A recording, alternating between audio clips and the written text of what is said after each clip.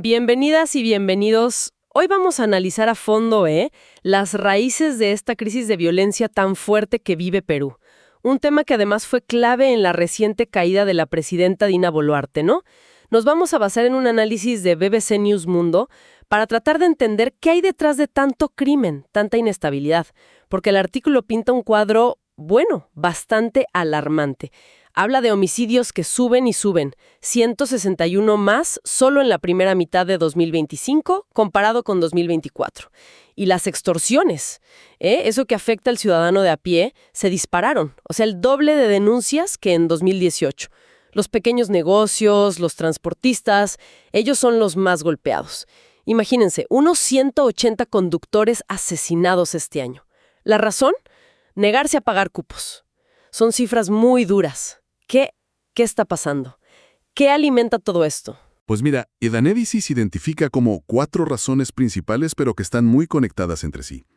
La primera, y que quizás sorprende por cómo impacta en todo lo demás, es el auge de la minería ilegal. Minería ilegal. A ver, uno piensa en daño ambiental, en economía sumergida, pero ¿cómo llega eso a la violencia en las calles, a las extorsiones de las que hablábamos? Es que ahí está lo complejo y lo grave, ¿no? Esta actividad que se dispara por los altos precios del oro, pues se convierte en un motor para otras economías ilícitas. Genera muchísimo dinero negro. Y según expertos que cita el artículo, como Ricardo Valdés, que fue viceministro del Interior, hubo una falta de control del Estado, claro.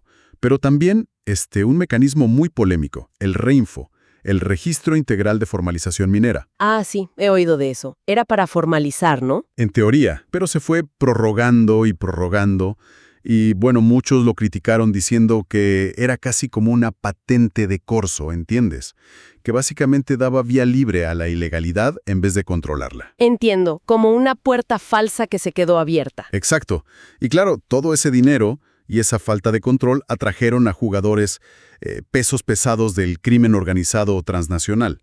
Estamos hablando de grupos como el Tren de Aragua, de Venezuela. Claro, muy conocidos ya, lamentablemente. El Comando Bermejo de Brasil, los Choneros de Ecuador, vieron ahí una oportunidad de oro, nunca mejor dicho. Interactúan con bandas locales peruanas y usan esas ganancias de la minería para financiar todo lo demás. La extorsión, el sicariato, el narcotráfico. Digamos que la minería se volvió su caja fuerte. O sea que un problema que quizá parecía más localizado en zonas remotas termina financiando la inseguridad que vive la gente en la ciudad. Y esta expansión del crimen no pasó así nomás, ¿verdad? El artículo menciona otro punto inquietante, ciertas facilidades que vinieron, digamos, desde el poder. Así es. Ese es el segundo punto clave.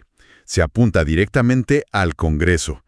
Críticos como César Bazán, de la PUCP, la Católica de Perú, señalan que se aprobaron leyes que, en la práctica, debilitaron la lucha contra el crimen organizado. ¿Leyes? ¿Como cuáles, por ejemplo? Pues mencionan normas que hacen más difícil usar la información de colaboradores eficaces, que son clave, ¿no?, los informantes. O leyes que exigen que haya abogados presentes desde el inicio en los allanamientos, o que acortan los plazos para que prescriban delitos graves. Vaya. Suena a que las herramientas para investigar y castigar se iban como debilitando desde el propio sistema. Esa es la crítica, sí. De hecho, Valdés es aún más directo en el artículo.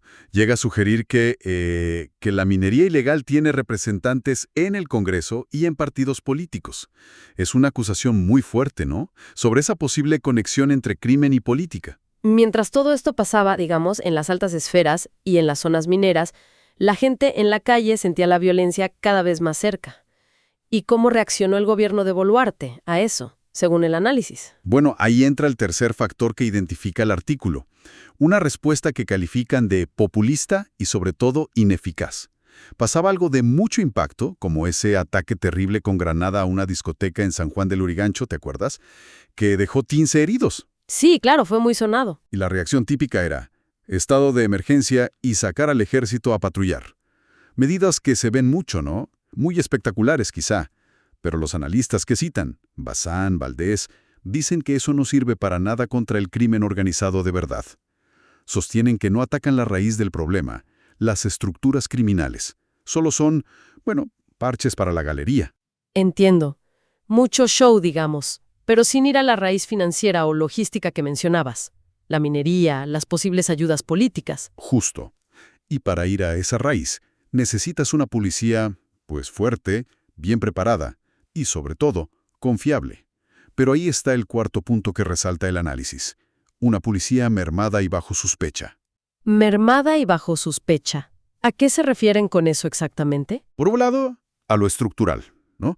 Falta de plata, de presupuesto, falta de gente, de policías bien entrenados para enfrentar a grupos criminales que son cada vez más sofisticados. Pero el artículo va más allá. Señala un problema muy grave de corrupción y de posible complicidad desde adentro. ¿Hay ejemplos de eso? Sí, citan casos concretos. Por ejemplo, la sospecha de que se filtró información desde la propia Policía Nacional, la PNP, a un cabecilla criminal muy buscado, el Monstruo.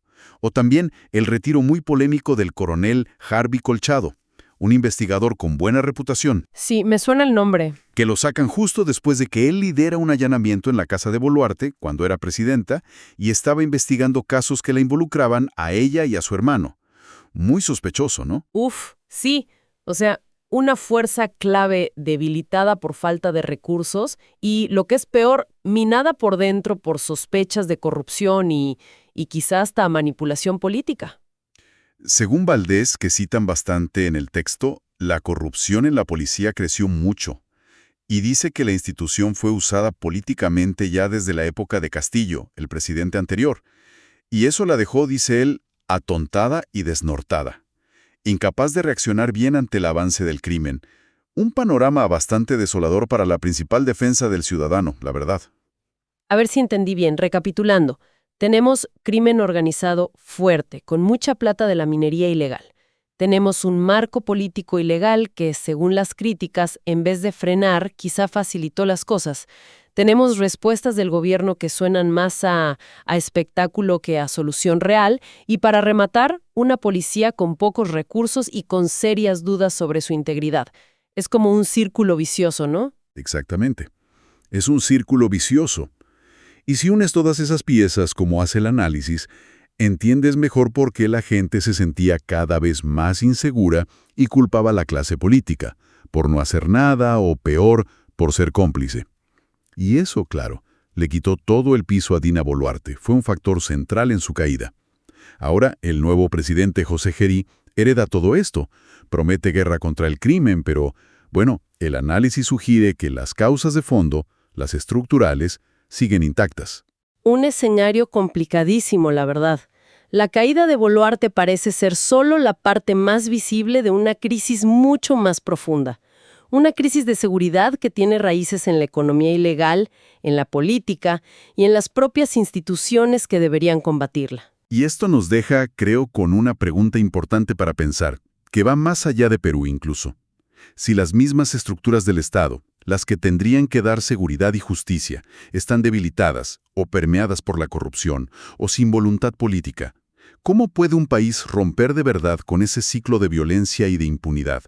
¿Sirve de algo solo prometer mano dura, cuando el problema parece estar tan metido en el sistema?